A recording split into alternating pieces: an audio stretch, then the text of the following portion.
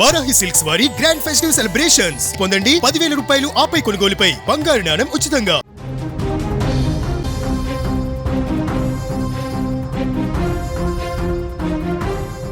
ఒకరినొకరు ప్రేమించుకున్నారు, నువ్వు లేక నేను ఉండలేనంటూ డ్యూయెట్లు పాడుకున్నారు. ఇలా కొన్ని రోజులు గడిచాయి.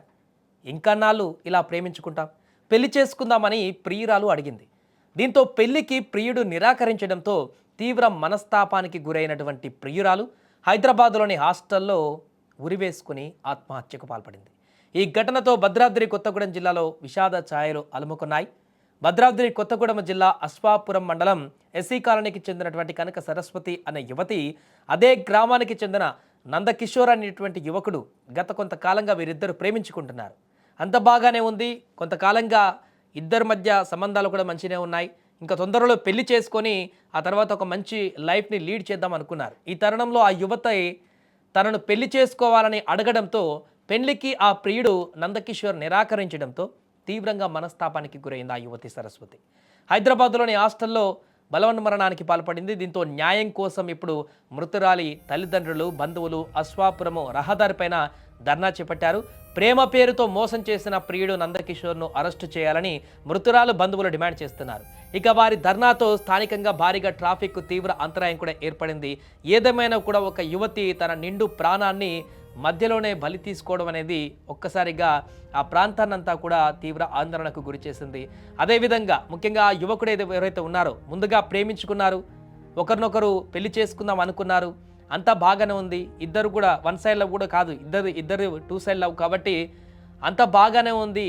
పెళ్లి కూడా చేసుకుందాం అనేసరికి ఆ యువకుడు చేసినటువంటి ఈ పరిణామం, నిన్ను పెళ్లి చేసుకోనని చెప్పేసి అన్నట్టుగా తెలుస్తుంది.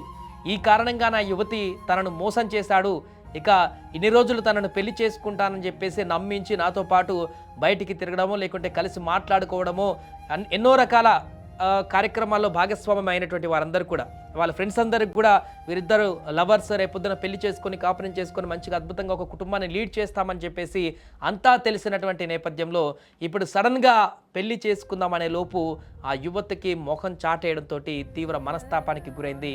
ఎన్ని రోజులు నన్ను మోసం చేసి నన్ను వాడుకొని నన్ను పూర్తిగా ఇంత దారుణమైనటువంటి స్థితికి ఆ యువకుడు తీసుకువెళ్తాడని ఊహించినటువంటి ఆ యువతి క్షణిక ఆవేశంతో ఈ నిర్ణయం తీసుకుంది.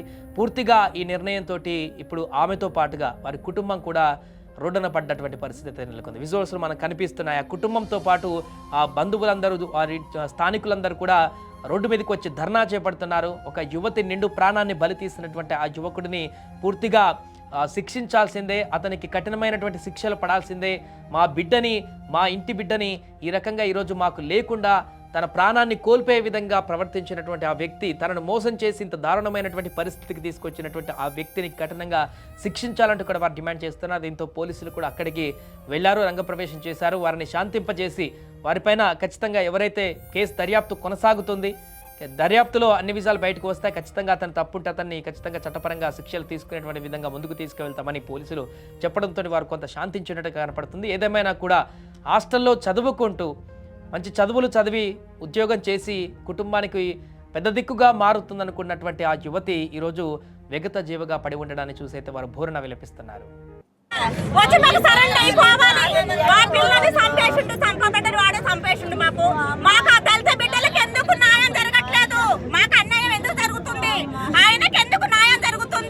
ఈ ప్రభుత్వం ఇప్పుడు ఏ పిల్లైనా అంతే కదా, ఈ పిల్ల కాకపోతే ఇంకో పిల్లని పాడు చేస్తాడు. మాకు సరెంట్ అయిపోవాలి. దయచేసి కొనే వాళ్ళకి మేము ఒకటే కోరుకుంటున్నాము, మా దళిత బిడ్డకి అన్యాయం జరిగింది సార్, మాకు వాడిని లొంగిపోమ్మని చెప్పండి. ఉన్న కాళ్ళు ఆ పిల్లని వేసుకొని ఈ తీరుగాక తల్లిదండ్రులు రోడ్డు మీద ఎవరైనా ఉన్నారా? వీళ్ళకే జరిగిందా నా అన్యాయం? మొత్తం అన్యాయం చేసి న్యాయం వాడి వైపే ఉంది, అన్యాయం వైపు వీళ్ళ వైపే ఉంది.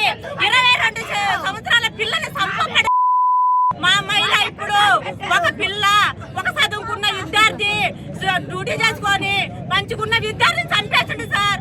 అంతకు ముందు నుంచి చేసుకుంటున్నారని తెలుసు కానీ నాకు తెలిసి అయితే 5 నెలలు అవుతుంది. ఆయన నాకు నిన్న ఫోన్ చేసిండు, మొన్న ఫోన్ చేసి, టైం అంత గుర్తులేదు, ఫోన్ చేసి ఆయన అన్నాడుగా మీ అక్క చికాకు చేస్తుందంట, హాస్టల్లో చచ్చిపోతా అంటుందంట అనేసి చెప్పిండు. మా అక్క ఎందుకు అట్లా అంటది, మా అక్క ఏమట్లా చేయదు, నేను మా అక్కతో మాట్లాడుతూ ఫోన్ చేశాను, ఆయనకు ఫోన్ కట్ చేసిండు. నేను కట్ చేసిన తర్వాత మా అక్కకి చేసింది. నేను 4-5 సార్లు చేసిన ఎవ్వరు ఎత్తట్లే ఆ ఫోన్.